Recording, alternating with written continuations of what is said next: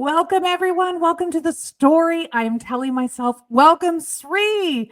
As soon as I knew I wanted to do this podcast, I knew I was going to ask you to be a guest because not only do you host your own podcast and you've been generous and had me on your show, but I love our conversations every time we are together. So thank you for saying yes to joining us today.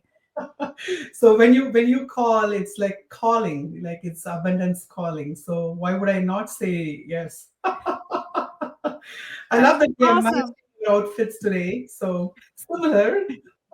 Yeah, both wearing our Galentine's red today. It's Galentine's Day. And if you are joining us live, thank you for being here. If you're replaying, hashtag replay, we're happy to have you here. But if you're live, let us know you're out there. We'd love to know who is joining us today. And please say hello to Sri. If you do not already know Sri, I'm going to give you how to get connected with him. You're going to want to know him. But Sri, tell everybody just a few words about yourself. Absolutely. I love to start with outrageously myself. That's what I think my purpose on this earth is. I love how we can lean into our superpowers of being who we are and learn from that superpower and exuberate that superpower and create that space for ourselves and anybody we come in contact with to step into the light of being truly themselves. When we say introduce someone, we always talk about what we do, in profession and what we do in personal life. And I believe this introduction of what we believe in or what we sent here to do as what we believe in as our passion is the best introduction of ourselves. So you already know who I am right now. I'm outrageously myself. Professionally, I'm a sales director at Root Quotient. I sell software services. DM me if you have any doubts about creating an app or developing an app. I'm very happy to lean into the conversation and provide my expertise on that. Personally, I love to have conversations around how diversity and inclusion is going to help us, all of us, besides the conversations we are having right now globally. And I'm very happy to talk about how you can be yourself and still achieve personal and professional success. And this is what attracts me so much to you, Sri, and why I knew you would be perfect for the show. Shout out to Sharon, Ruth, Gail, Stephanie, Sandra in the house. Thank you for joining us live, for being here in the comments. And don't be shy. Jump in. You have questions, you have comments. I know I can count on Gail and Ruth and Stephanie and Sandra and Sharon. They are good at that. And anybody else, don't be shy. Let us know what you want to talk about in this episode too. So, but yes, one of the positions that attract me most to you as somebody that I follow on LinkedIn is that your commitment, Sri, to being yourself, to being true. And you take a lot of hate for that as a gay man, as a gay parent, as somebody who is about rights and love and light in the world. There are a lot of haters out there that want to give you all kinds of advice, and it's so beautiful how you navigate that. And that, but the reason you can navigate that, I believe, has to do with the story you're here to share with us today. So tell us a little bit about your root story. That's lovely. Root of all roots. Okay, so I'm from India, as you can see from my skin tone. I'm born to a priest, so my dad is a priest in the Hindu temple. So there's a lot of rules and how one should be in this house. So when I grew up, knowing I was different from all of the people that surrounded me, it was very difficult, and I had to hide my true identity. As a man, you cannot be flamboyant. As a boy, you cannot cry. You are supposed to play with other boys. Like cricket was such a big game in India. So I hated standing in the hot sun. I hated running around, ball and all those things. So it was very interesting because I had my true identity and I had certain things that I really love to do. I love to do crafts and drawing and music and arts, and none of that was expected out of me. So here I am with plenty and abundant of what I can offer to the world, but what was expected out of me was entirely different. So I learned to hide myself very well up until college times, being bullied several times for my flamboyancy or for my voice. In several occasions, I think it's unfortunate I denied myself, like many of us do, just to fit in. we deny our true self, and that's what happened to me as well. I tried killing myself a couple of times. I swallowed as much as 48 pills to kill myself. I've been sexually abused when I was a child, like 11 years old. And, that came a point where I've realized no matter what the story people are telling about myself, I still deserve to live in this world. I still deserve to chase happiness like anybody else. And I found a greater sense of freedom once I started leaning in. Like, do I choose my parents or the society or the image that they created for me, or do I choose the image that I am truly and deny all those other images that people have created for me? And the moment I've taken control of my story, I think I found freedom and I found courage. And when you talk about hate, I think hate is very misdirected, right? So a lot of people don't know how to accept themselves. Like even the alpha males who find they are threatened by trans women or gay people, it's very interesting because when you ask these alpha male what being a man is and what being macho man is or manly man is, everybody has different scale to it, and there are parts of themselves they even have not accepted, and that's those are the parts that they hate themselves in, and they try to project that hate into others. So when I see hate comments and when I see all those commentary about how gay parents cannot be parents, or how being gay is sin and all those things, I find it really interesting, and I actually feel for them because they know there are parts of themselves that they have not accepted. And this is all the more reason I need to tell my story so we can all understand how lovely it is to be ourselves.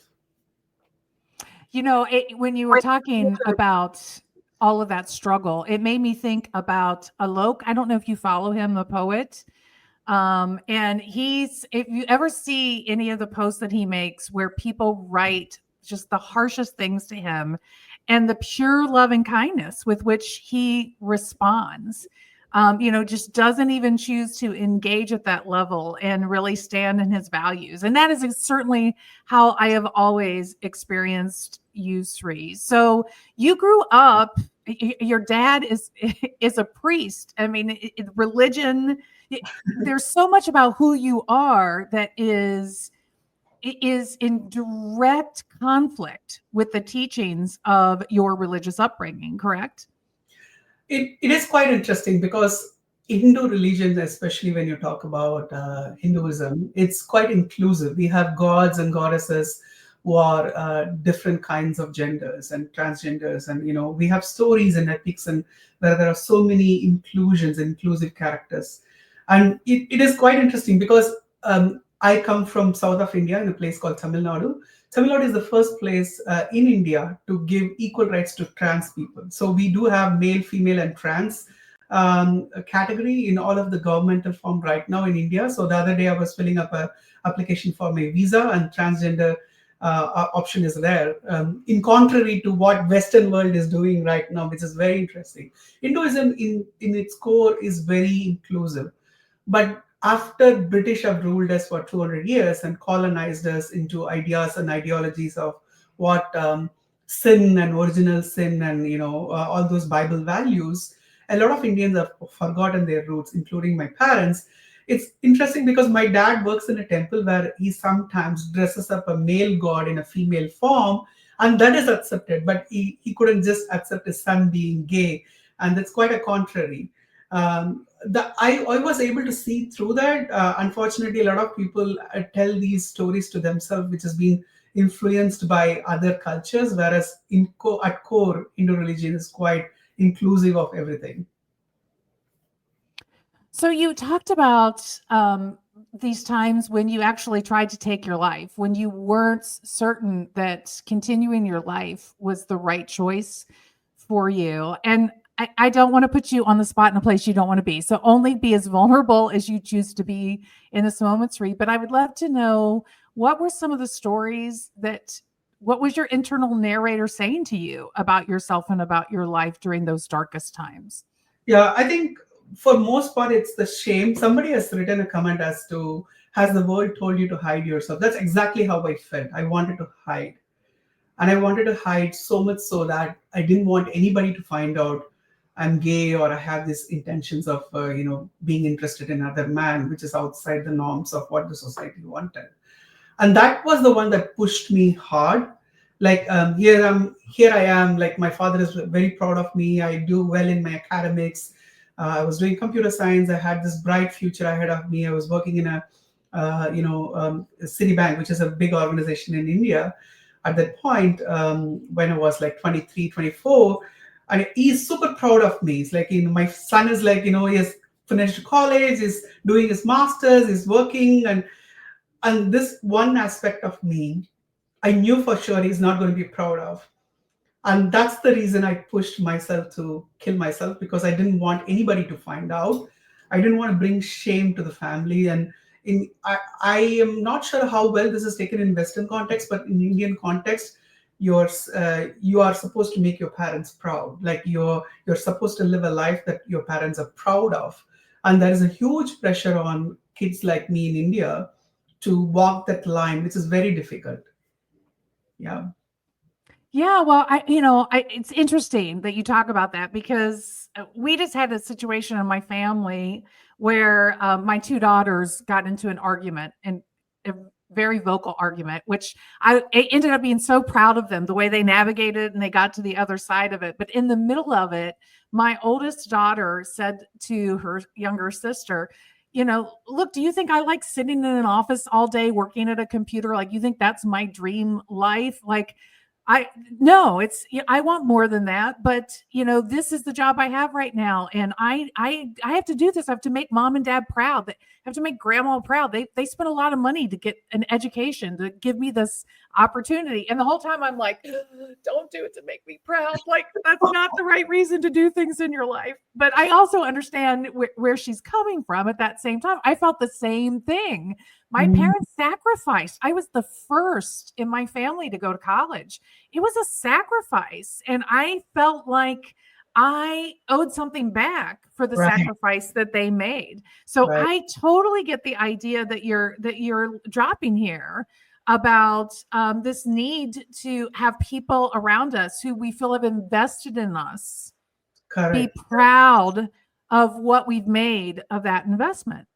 So this is how I saw it, and this is very interesting point. And when I navigated me being gay out and open, and interestingly, they found out because I tried to kill myself and I was saved, and things got wild, and they found that I was gay, and we had to have these conversations. And during the months and years that followed that incident, the hardest part of accepting myself is not just accepting myself as who I am, but to be able to navigate the relationship I already had with my loved ones. To be able to distinct that, yes, I respect my parents. I know I have certain duties to fulfill as a son. I love my parents, but this is my life. So to be able to distinct those two things was such a challenge. Like, as an Asian kid, this is a huge responsibility. And you talked about making your parents proud, and feeling owed to our parents. This is something that's always there. Like, I come from a very humble background, so when we start doing well in life, we really want to take care of our parents. We really want to give them back what they have given us. But these narratives have to change, right? Like, I am a parent now. I adopted a 7-year old now. So no matter what he becomes, I'll be really proud of him. Plus, I wouldn't ever want a situation where, because I did these things, he has to do certain things. Like, that would be very selfish of me to expect from him. This is what I have to tell to everybody who is watching. Children's come through you, but not because of you, or not to you, Mm. to do anything for you. So this is what you have to understand. There's a specific distinct between you have a life, and the children has also have their life. So you have to let everybody be themselves and find a way to love each other even in our differences. So you had this story, this internal narration that you should be ashamed of yourself, that you were going to let your parents down. I'm guessing that you feared you were going to be rejected by them. And I'm curious to know. So you this brought you to the point of suicide, right? And so navigating the aftermath of that with your family, what what of those stories you were telling yourself proved somewhat true, and what was total fabrication that just sort of in the face of the reality that you found yourself in and that your parents now found themselves in, just dissipated and really didn't materialize? Yeah, this is lovely conversation. And this is something I'm unfolding with my therapist these days after several years of going through that. At that point, I was abused as 11 years old, and the abuse continued for about 5, 6 years after that. And then we moved to a different place, so the abuse stopped. But then this idea of I'm dirty, I'm not enough, I'm broken, is was edged into my mind. And every time my parents talked about how a man is supposed to live and how he's supposed to get married and have kids and do certain religious practices and all those things, it's it's spiritual abuse, I have to say. There's a lot of teachings that comes to us in the words of God or in the words of religion that we internalize very, very well, Mm. and we tend to reflect our values based on what those teachings are. Even though we clearly see there is a hypocrisy, and there is also, it's very hard to follow any teachings. Take any teachings for that matter, Buddhism, Hinduism, Christianity, Islam. Nobody can follow all of these teachings. These were written in a time that was entirely different from how and where we are living right now, and nobody can be to the perfection that these religion impose on us. So that narrative of religion really broken out, because I realized no matter what, I deserve to live. Like I'm saved for a reason. And I felt a deeper spiritual connection, not necessarily a religious connection to the God, but a spiritual connection to the God, as to why am I here, why am I going through this, and what is the learning that I'm having with this experience, and what I need to project to the world. That really changed. Because my father is a priest, I usually looked up to him as somebody who would, probably be a mouthpiece to the God, and that's how I taken his words. But something changed after that incident when my parents put me into conversion therapy, of Hinduism conversion therapy, where I had to follow certain rituals and all of those things. And then I realized that this cannot be right. And like, God cannot be this way, and this has to stop. And that's when I actually started changing internally.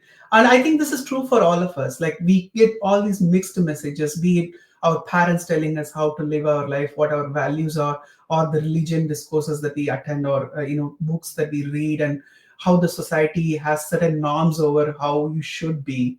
So all of this mixed messaging comes to us, and it is direct conflict with who we are. And sometimes we feel, oh, are we sinners, are we something broken, are we dirty, are we are not enough, because you tend to put yourself in the scale that is impossible to measure yourself, and then you tend to put your values down.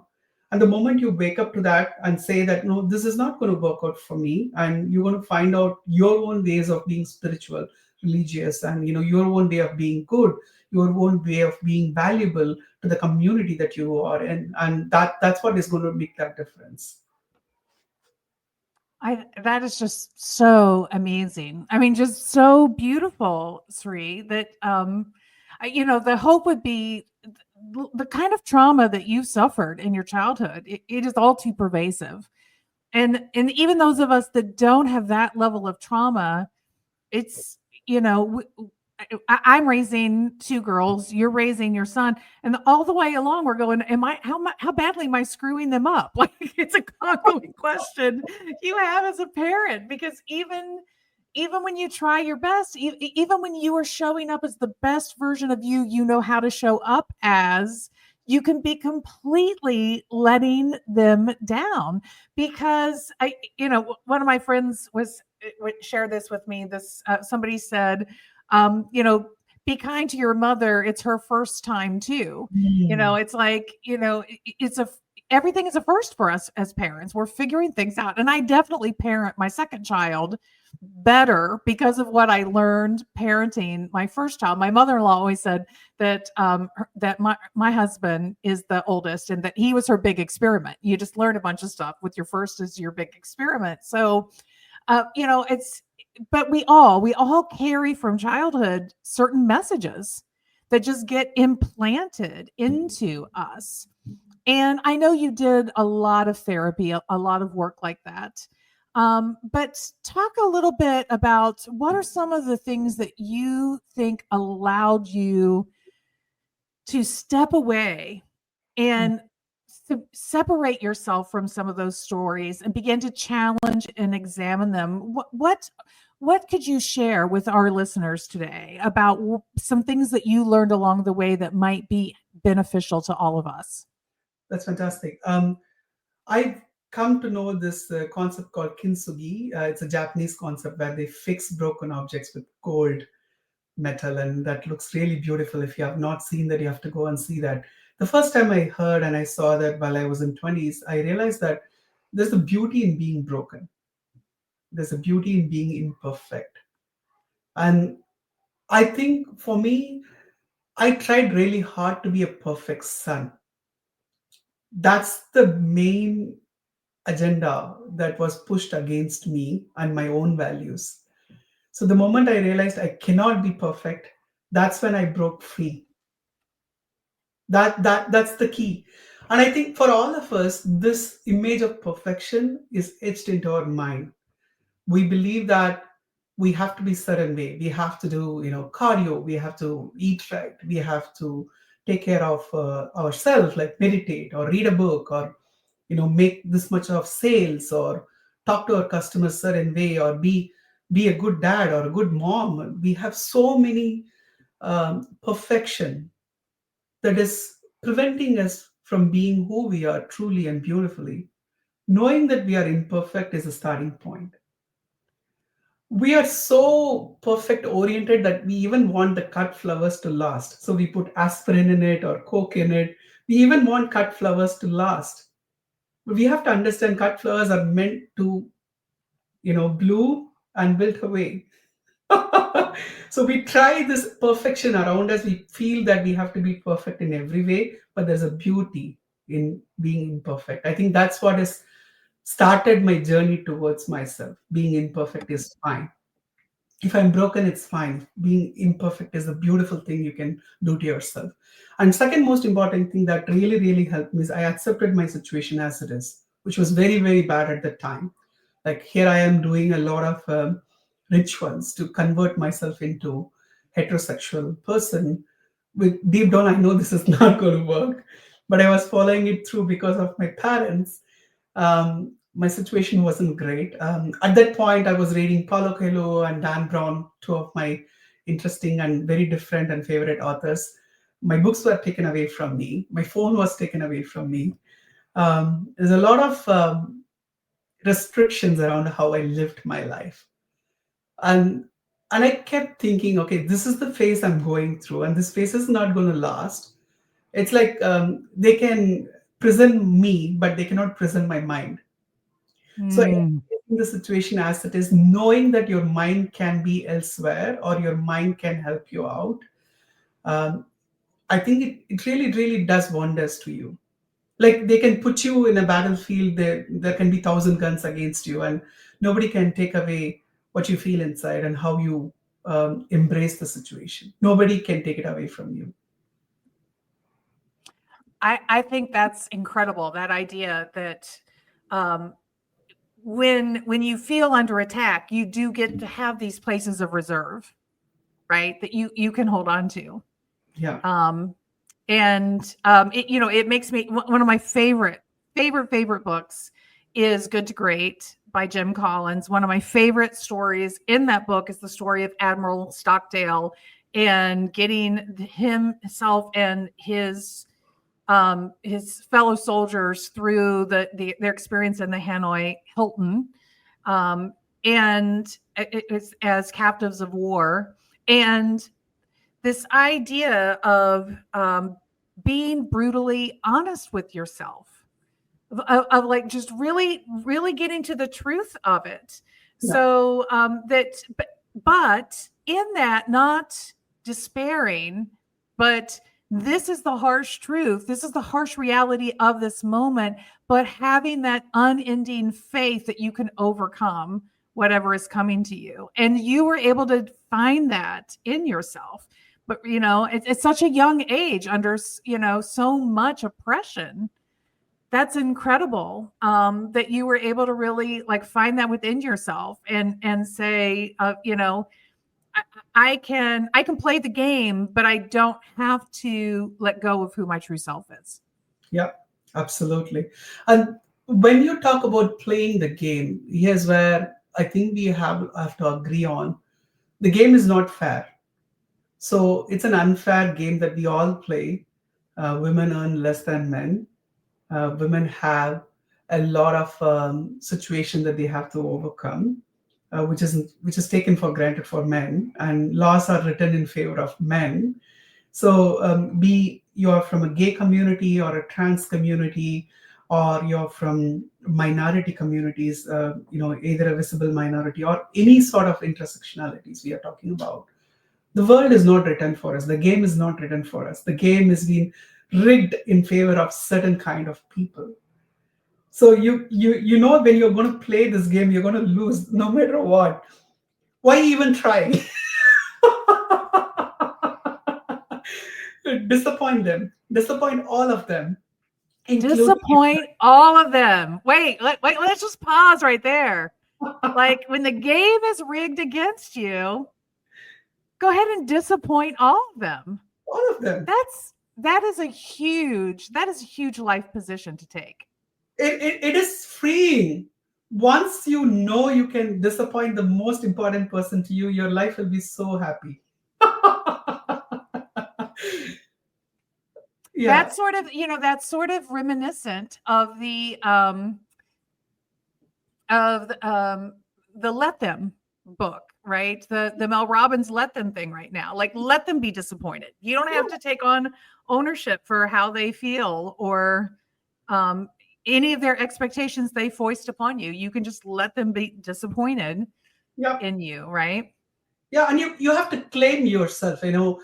The problem with not disappointing people is that you disappoint yourself in trying to be around you. Like, my most favorite musician is Adele, and I love Adele. Like, I love all of her albums. So I've been listening to one of her favorite songs, one of my favorite songs, and I saw so many thumbs down in YouTube and so many bad comments on YouTube. This was several years ago when our first album came out. And then I realized, even if you're Adele, people are going to dislike you. Even if you win like so many Emmy Awards, people are going to dislike you. So, right? Yeah. Well, I mean, Taylor Swift getting booed at the Super Bowl, like it's been all over the news. Nothing is going to bring down the confidence, right? Because you're not dipping into other source of confidence. You're not seeing yourself through other people's eyes. You're not looking for those validation externally. You're not trying to please people and prove your worth to them, because that's what anybody who's been abused would do. You always try to prove your worth because you want to be loved and you want to be accepted for who you are, and you try really, really hard to prove your worth, to say that, what, even if you put all these restrictions against me, I will prove to you that I can do this. This is the position we always take. The moment you start disappointing them, the moment you start knowing that you're not going to be part of their story and claim that story for yourself, then you're going to be fine. Yeah, so I wanted you to expand on this idea of claiming yourself, what you were doing right there. So when you decide it's okay, you can disappoint others, but this other piece, you said, but the other piece is not just that you're okay with disappointing, but it is choosing to claim yourself. Tell me about some of the stories you tell yourself that allows you to stay in that space of really claiming yourself and not falling into the pattern that so many of us have of looking outside of ourselves for validation. I want everybody who is listening to us to look at the mirror as much as possible today. And when you see the mirror, I want you to tell yourself you're beautiful no matter what. Because this is the first thing, to start claiming yourself. Because for me, it's my voice. When I was in Singapore and I was auditioning at that time I was doing mass communication and I was auditioning for a radio show. And somebody talked about my voice, that my voice is not manly enough, and that affected my confidence a lot of times, even when I go on to client calls. And quite recently, a few years ago, I started my own podcast, and the first episode I did was, you know, unmuting myself and reclaiming that mic for myself, because accepting my voice was the biggest piece. And just like voice, I have a crooked teeth, my body is not perfect, and I have a flamboyant style, the way I dress, and I'm bald, and so there are so many things that doesn't sit with the standards of the society. When you first start claiming yourself physically, the mental piece would come. Look at the mirror, and you always compare. You tuck in your tummy, you try to wear the tight dress and tell yourself, oh, I'm size this, and you always want to fit into a imagery of perfect you in your mind. And I want you to challenge that imagery and see the reality. Like, do you have a crooked teeth? Do you have a curve? Do you have hair or no hair? You have extensions or whatnot? Or your voice, or your confidence, or your English speaking skills, whatever be it. You have to claim yourself for all those imperfections. You have to claim yourself for who you are, rather than trying to push this image of perfection onto yourself. So That's yes. Yes. Like, let's just pause there for a minute. Let that sink in, right? Stop. Stop that internal narration about all your imperfections and just replace it with you are exactly who you need to be in this moment. You get to embrace exactly who you are, how you are. Everything about you is perfect, just the way it is. Like, for so many of us, we don't give ourselves that permission. We have our grandmother in the back of our head telling us that we'd be prettier if we did this, we'd be handsomer if we did that, we this, that, the other thing, right? I mean, there's always been so much external guidance in so many different ways. This is a very powerful permission to give yourself.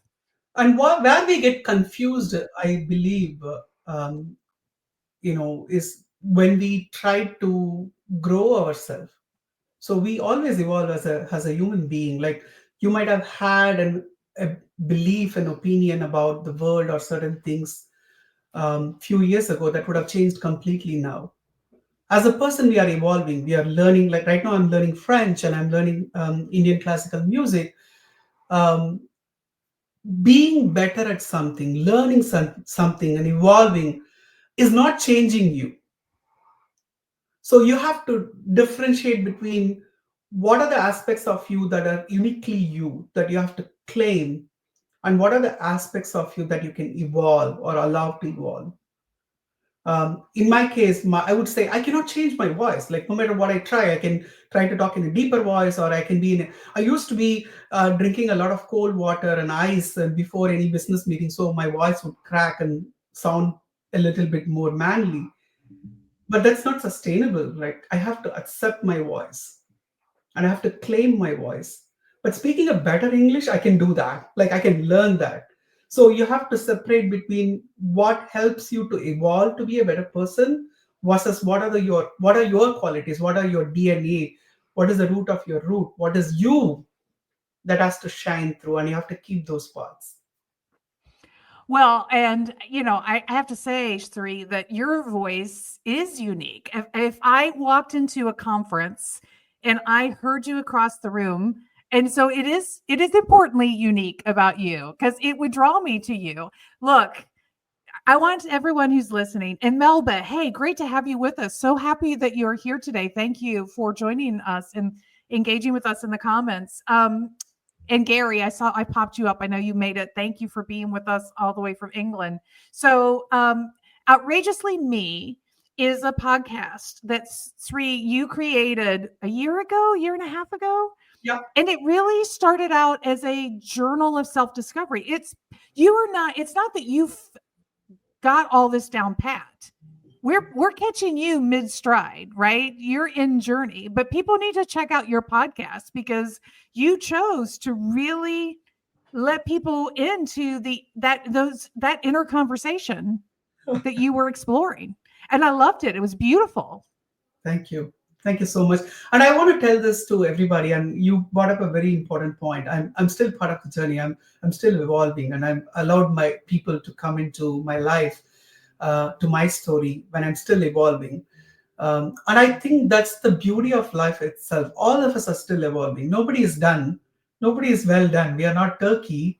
We are still cooking. We are still learning. We are still being ourselves. And I think it goes back to the perfection, right? The image that we have to be perfect, right? So I think that's when we have to see and look at ourselves and say that, this is going to be a journey, and I'm going to enjoy the journey. And no matter what people are going to think about me, and I'm not perfect, I'm learning, and that's fine. That's absolutely fine. Nobody knows everything. Nobody knows everything.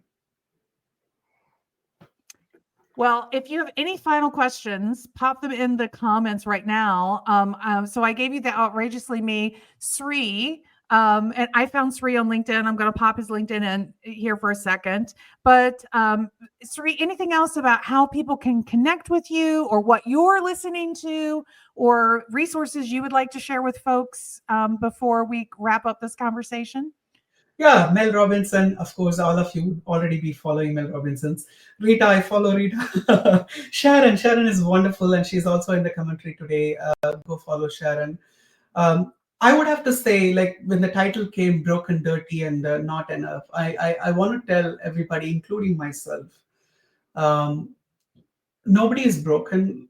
Nobody needs to feel broken. And even if you feel broken, there is a beauty in being broken. And the cracks where the light gets in red, as the famous saying goes. um, all the imperfections, all the things that are broken inside you is letting the light in and making you the person you have to become. And you are needed, like whatever you are needed in this world. We are all different kinds of fabric coming together to weave this wonderful community of love. And you are needed exactly as you are, as not anybody else, but as you are. And remember that you're not broken, you're not dirty, and you're exactly where you are. You're beautiful, you're enough, and you're worth $1 million.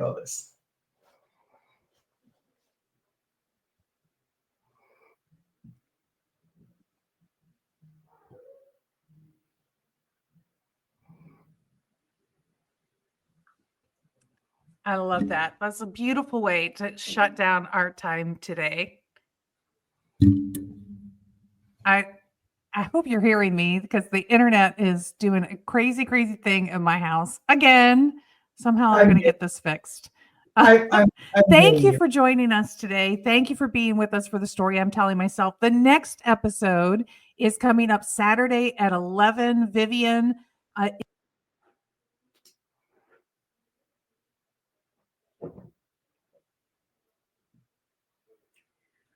I think we have lost her for a bit now, and if it is still streaming, I have no control. I'm just a guest here. I would love to connect with all of you. Please shoot out a message on LinkedIn, and if you want to share your story with me, I'm happy to hear that as well. I'm glad to be here. Thank you so much, Rita, for allowing me to share my story with this lovely audience. You're gone for a second, so I had to take on the duty of talking. yes, I knew you would. Thank you. I don't know what it's going to take. If somebody knows how to help me figure out what is going on with my internet, you need to reach out to me, because it is driving me insane. So, thank you for being with us, Sri, on Saturday at 11. I think it's 11 a.m. We are talking about, how do I say I lost my job? So many people struggling with guilt, shame, all of the hard feelings in this time, in so many companies. Even if you kept your job, but your best friend next to you lost their job, you might be feeling some of those things. So encourage people to come join us on Saturday for that special edition of the story I'm telling myself. Sri, this was such a beautiful conversation. I know you're going to have to come back. We're going to have to do more. Thank you, everyone who joined with us today. And I will see you back on Saturday. Have a wonderful day.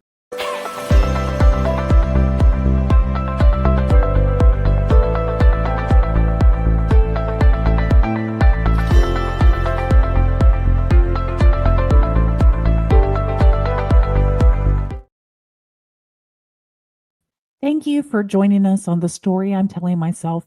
If you loved this episode, would you do us a big favor to help us reach a bigger audience? Simply subscribe to the Story I'm Telling Myself podcast and rate this episode and share it with a friend. Thank you for listening.